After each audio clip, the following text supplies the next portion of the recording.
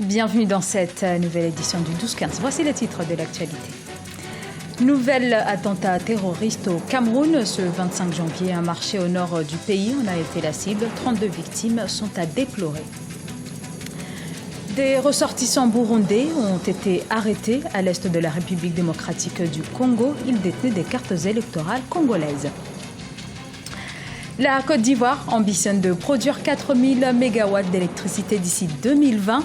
Les autorités comptent pour cela sur les énergies renouvelables. Mais avant de développer ces titres, les ministres des Affaires étrangères et de la coopération internationale sont attendus ce 27 janvier à Addis Abeba pour le 28e session ordinaire du Conseil exécutif de l'Union africaine. La situation au Burundi sera au cœur des discussions. L'enjeu portera essentiellement sur l'envoi ou non de troupes. Le gouvernement burundais s'oppose à tout déploiement de soldats de maintien de la paix, décision annoncée en décembre 2015 par l'Union africaine.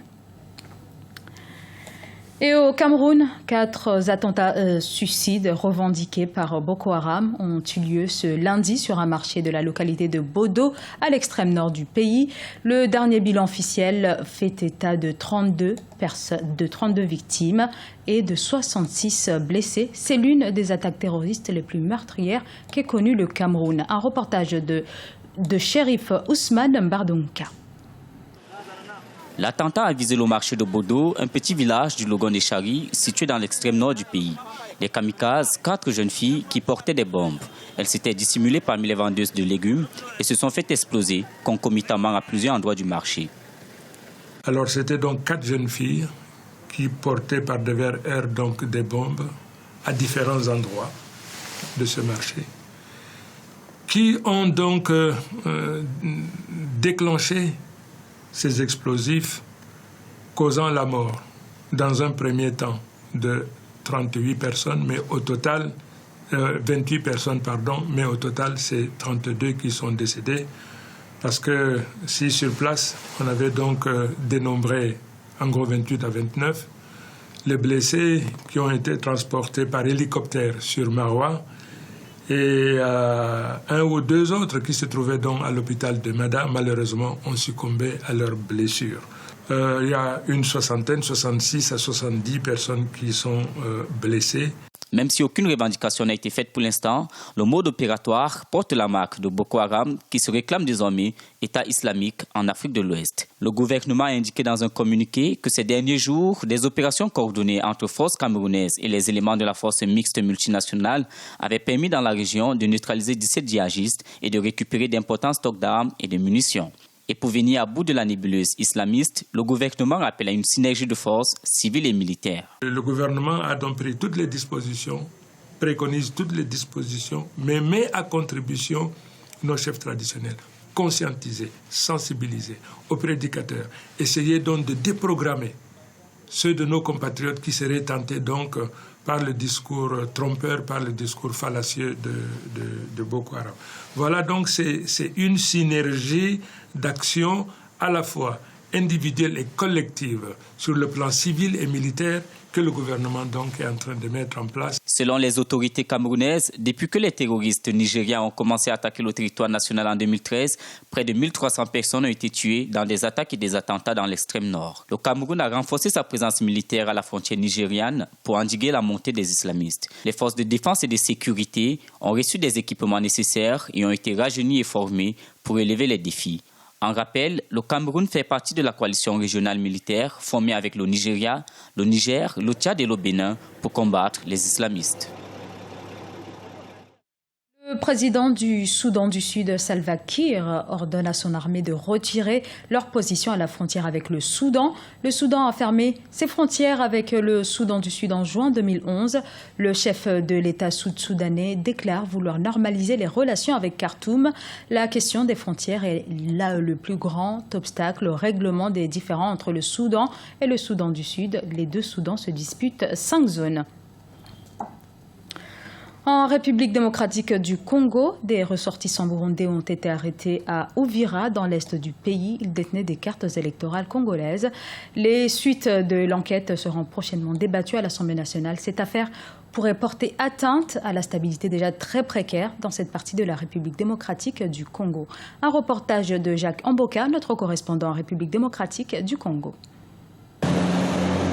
Plusieurs ressortissants burundais ont été récemment interpellés avec des cartes d'électeurs congolais dans la localité d'Ouvira, à l'est de la République démocratique du Congo. L'information a été confirmée par la mission d'enquête composée des députés, sénateurs et membres de la société civile dépêchés sur le terrain. Des infiltrations qui présentent des dangers sur la stabilité très précaire de la partie est de la RD Congo. Parce que ceux qui détiennent des cartes d'électeurs, ce sont des militaires formés. Je dis bien formés. Et certains, on les a attrapés avec des armes à la main. Et ces infiltrations, beaucoup vont dans les hauts et les moyens plateaux du territoire d'Ouvira, comme du territoire de Fizi. Mais d'autres, les peu qu'on attrape, c'est les plus malheureux. Mais la grande partie de ces infiltrés sont bel et bien en République démocratique du Congo. Et quant à l'autorité locale, oui, je crois qu'on a essayé de discuter avec elle. Mais l'autorité locale, qui est-il ? Ils sont démunis de tout. Le risque serait de voir ces ressortissants burundais voter lors des prochaines élections, mais aussi revendiquer la nationalité congolaise, étant donné que ces documents font office des cartes d'identité. Et quand on tue nos compatriotes, qu'est-ce qu'on trouve sur nos compatriotes? On trouve de l'argent, on trouve le champ, les maisons, mais encore, on trouve des cartes d'électeurs. Et quand on prend et les richesses et les cartes d'électeurs, la personne qui a la carte d'électeur va se présenter comme Congolais.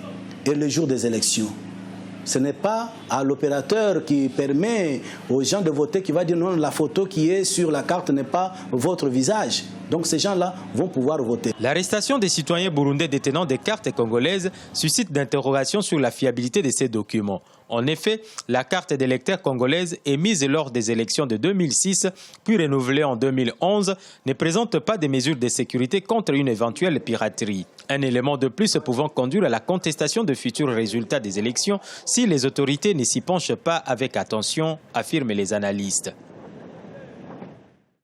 Le Burkina Faso, le Mali et le Niger s'unissent pour retrouver le couple d'Australiens enlevés. Une coalition des 3 pays est en cours. C'est ce qu'annonce le président burkinabé Roch Marc Christian Kaboré. Le couple d'Australiens qui vivait au nord du Burkina Faso a été enlevé le 15 janvier dernier. Jusqu'à présent, cet enlèvement n'a pas été revendiqué.